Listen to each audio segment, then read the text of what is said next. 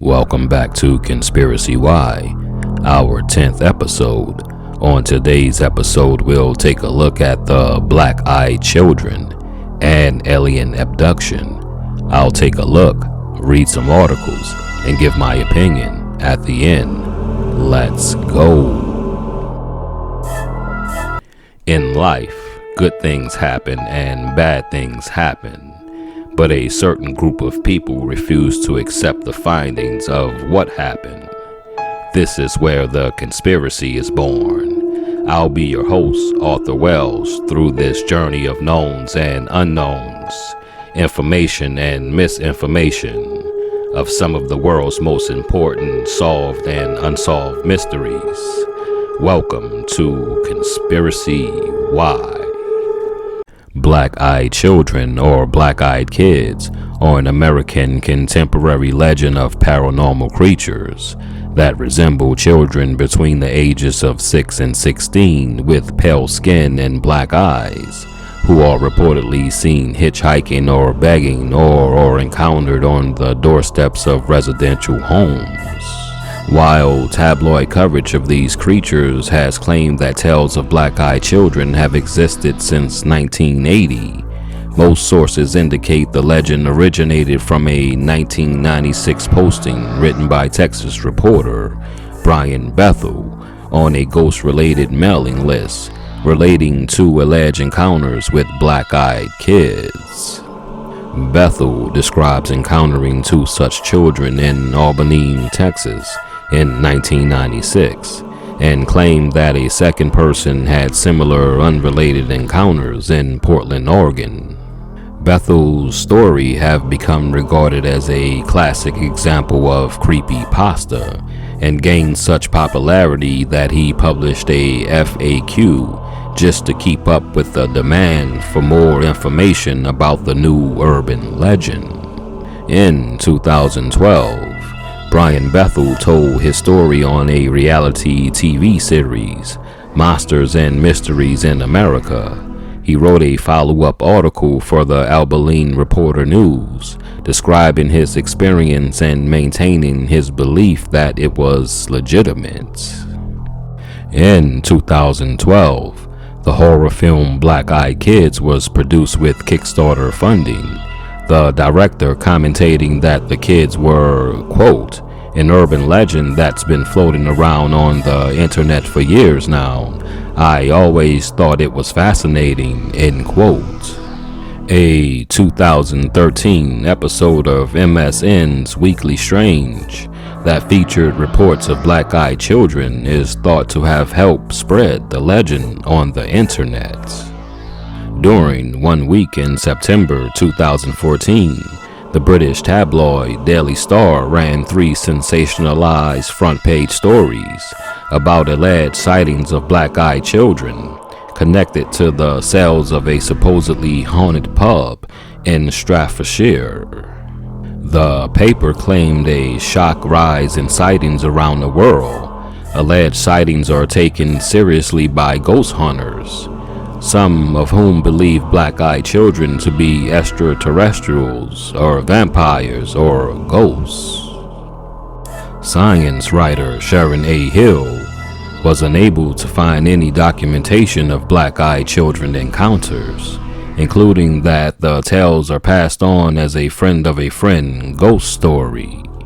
Hill considers the legend to resemble typical spooky folklore stories, such as the Phantom Black Dog, where the subject is not supernatural, and there may never have been an actual original encounter.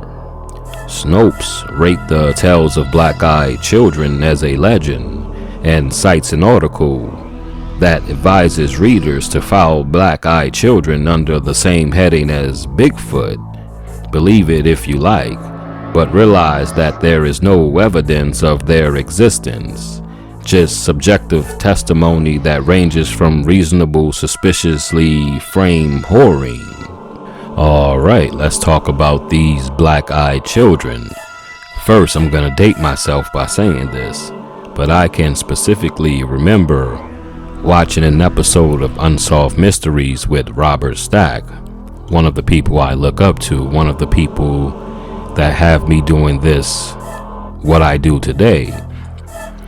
And I can remember seeing the story about the black-eyed children. It was towards the end of the run of Unsolved Mysteries, so the late 80s. And it kind of mesmerized me. It got me, it got me thinking, could this legend actually be true? Why am I just now hearing about it? But when something happens, it has to have a start date, right? So we like to believe, well, if it didn't happen in the past, why is it happening now? Therefore, it must be false. And so them saying that it really gained national attention in 1996 when Brian Bethel wrote his story, it's kind of a lie to me, because I've known about it way before 1996, at least 8 years before to 10 years before. Now let's discuss it. They never really say what they want.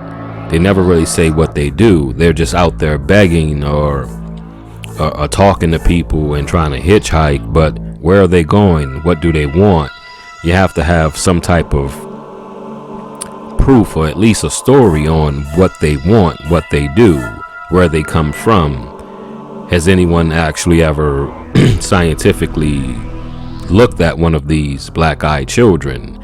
Not saying to take them and not under their will, but has anyone ever seen them and then called the cops and they question this person about where they are? It never happens. It's always kind of mucky with the details and with the evidence. So on the black-eyed children, I just want to know what they want, who they are, and where they're from. Because they say they're between 6 and 16. So is it something genetically done to them? Is it a portal that they're coming from? I would just like to know a little bit more information about the black-eyed kids, and we will never get that information unless we actually talk to one, or capture one, or detain one and talk to them. So on this black-eyed children mystery, I'm gonna have to go 25% for the mystery and conspiracy, and 75% against the mystery or conspiracy. So I'm 25% for and 75% against. Moving on. Alien abduction, also called abduction phenomenon, alien abduction syndrome, or UFO abduction, refers to the phenomenon of people reporting what they believe to be the real experience of being kidnapped by extraterrestrial beings and subjected to physically and psychological experimentation. People claiming to have been abducted are usually called abductees or experiencers.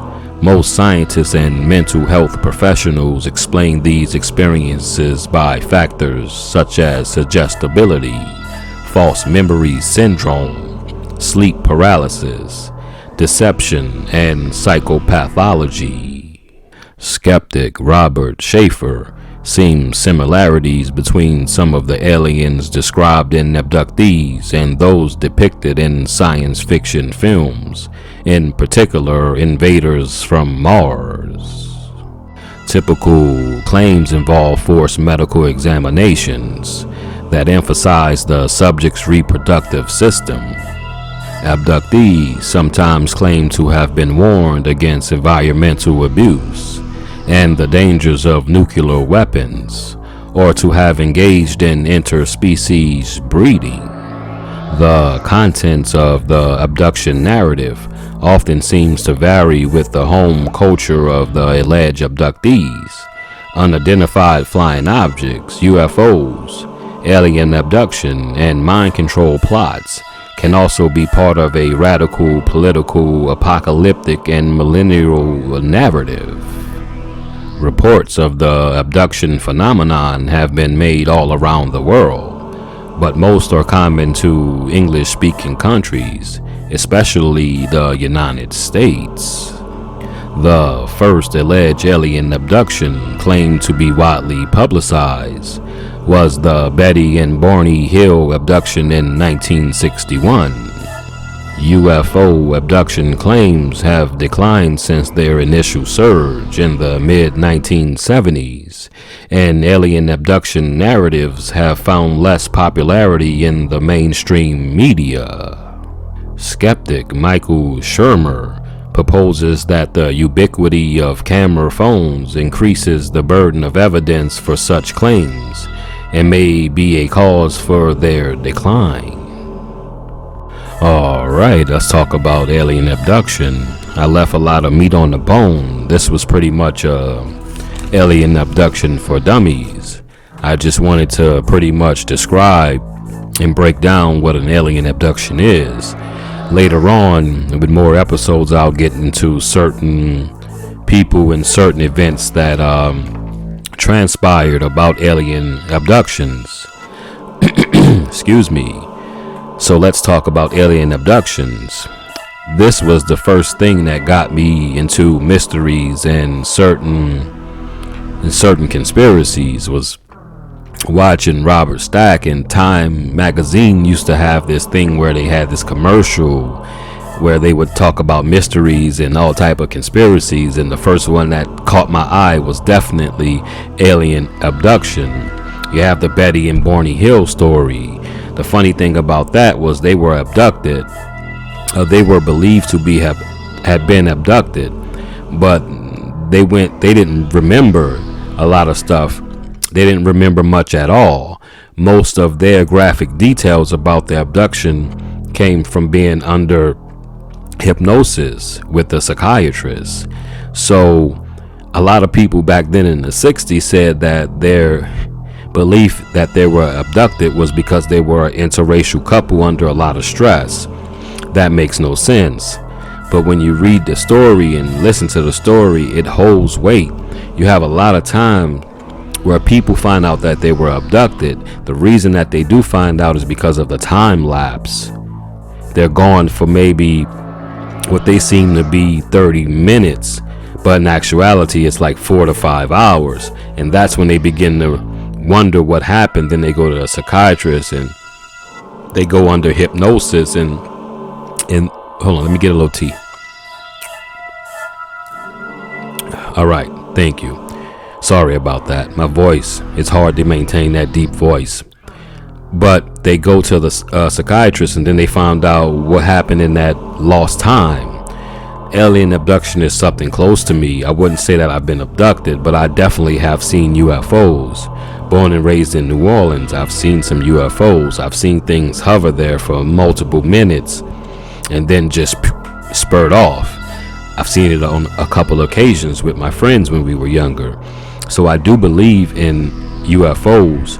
I do believe in abductions. It's how much do I believe in it, because it's happening. One thing we have to question ourselves is it alien? All right, let's break it down. It's either aliens, beings from another planet. It's either our government and the rest of the world's government with technology that we don't know about yet, or it's us from the future coming back to the past to do something to our bodies to maybe maintain and can get through what's coming in the future. You get what I'm saying? We may be coming back from the future to do something with our DNA and our genome to weather the storm for the upcoming things that we know that's going to happen from our future self, if that makes a lot of sense. Because I'm really mesmerized about how it's always with the reproductive system. They're always trying to pry and figure out and take blood and stuff like that.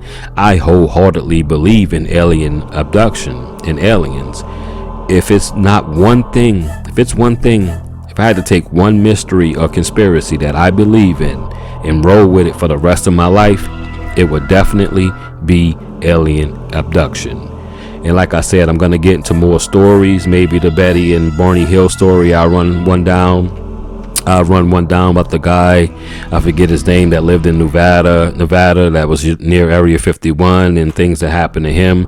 And you actually have some stories of a whole family being abducted, or multiple friends, because sometimes I like to say, why is it just one? Why is it just two? They have stories that lead to multiple people being abducted. at the same time, and they share the same stories. So with that being said, on the alien abduction, I'm gonna go 80-20. 80% for the conspiracy and the mystery, and 20% against the conspiracy and the mystery. I have to go against because, as I always say, you have to choose a percentage from the other side, because in fact you might be wrong. Thanks for watching. I've been your host, Arthur Wells. Don't forget to like, share, and subscribe, and hit up that comment section and let me know your percentage of each mystery/conspiracy. Once again, thanks for watching Conspiracy Why.